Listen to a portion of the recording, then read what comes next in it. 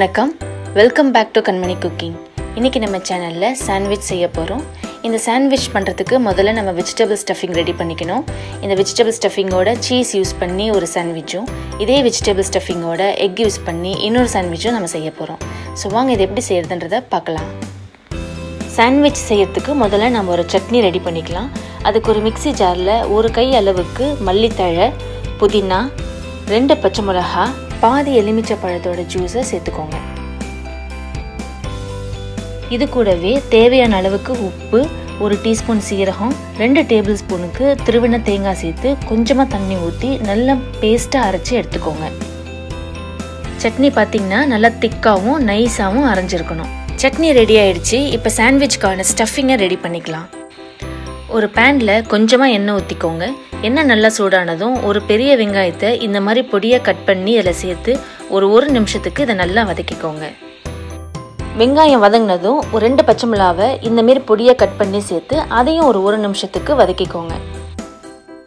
இது கூடவே 1/4 கப் அளவுக்கு கட் பண்ண கேப்சிகமும் ஃப்ரோசன் கார்னும் சேர்த்துக்கோங்க. கூடவே 1 கப் அளவுக்கு கட் பண்ண ஸ்பினாச்சை சேர்த்து இது எல்லாத்தையும் ஹை ஃப்ளேமில் ஒரு நிமிஷத்துக்கு இதை நல்லா வதக்கிக்கோங்க.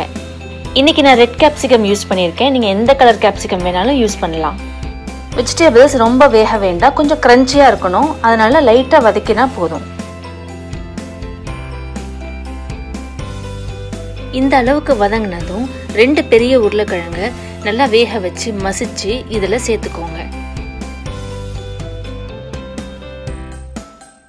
இப்போ இந்த ஸ்டஃபிங்க்கு தேவையான அளவுக்கு உப்பு, 1 டீஸ்பூன் சாட் மசாலா சேர்த்து இது எல்லாம் நல்லா கலந்து வர்ற அளவுக்கு நல்லா மிக்ஸ் பண்ணி விடுங்க.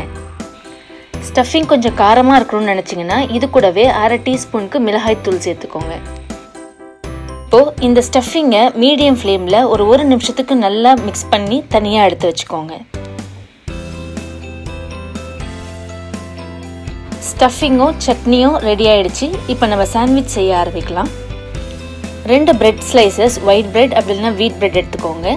இதில் க்ரீன் சட்னியை 2 பக்கமும் நல்லா ஈவனாக ஸ்ப்ரெட் பண்ணிக்கோங்க.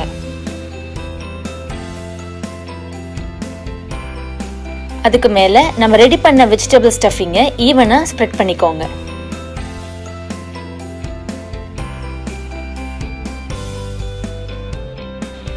இதுக்கு மேலே பாயில் பண்ண எக்ஸை ரவுண்ட் ஷேப்பில் கட் பண்ணி இந்த மாதிரி அரேஞ்ச் பண்ணிக்கோங்க.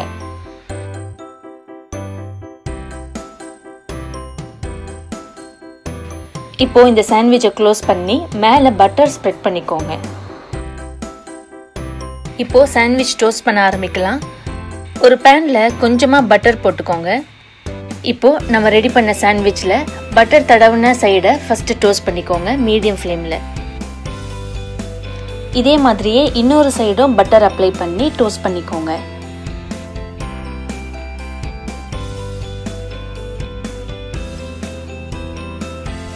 நம்மளுடைய vegetables and egg stuffed sandwich ready ஆயிடுச்சு. எப்படி இருக்குன்றதை கட் பண்ணி பார்ப்போம். இதே மாதிரியே எக் இல்லாமல் நீங்கள் சீஸ் யூஸ் பண்ணியும் இந்த சாண்ட்விச் செய்யலாம். அந்தமாரி நான் செஞ்ச சாண்ட்விச்சோட கிளிப்பிங்ஸும் மிஸ் ஆகிடுச்சு. பட் நான் எப்படி செஞ்சேங்கிறத உங்களுக்கு சொல்கிறேன். 2 பிரெட் ஸ்லைசஸ் எடுத்துக்கோங்க. ஒன்றுத்தில் டொமேட்டோ கெச்சப்பும் இன்னொரு ஸ்லைஸில் க்ரீன் சட்னியும் அப்ளை பண்ணிக்கோங்க. நடுவில் வெஜிடபிள் ஸ்டஃபிங் வச்சு மேலே மொசரல்லா சீஸை ஸ்ப்ரெட் பண்ணி 2 பக்கமும் பட்டர் அப்ளை பண்ணி ஈவனாக டோஸ்ட் பண்ணி எடுத்துக்கோங்க. நம்மளுடைய சீஸி சாண்ட்விச் ரெடி ஆயிடுச்சு. இந்த சாண்ட்விச் பிரேக்ஃபாஸ்ட், லஞ்ச், டின்னர் எப்போ வேணாலும் சர்வ் பண்ணலாம். ரொம்ப ஃபில்லிங்காக இருக்கும்.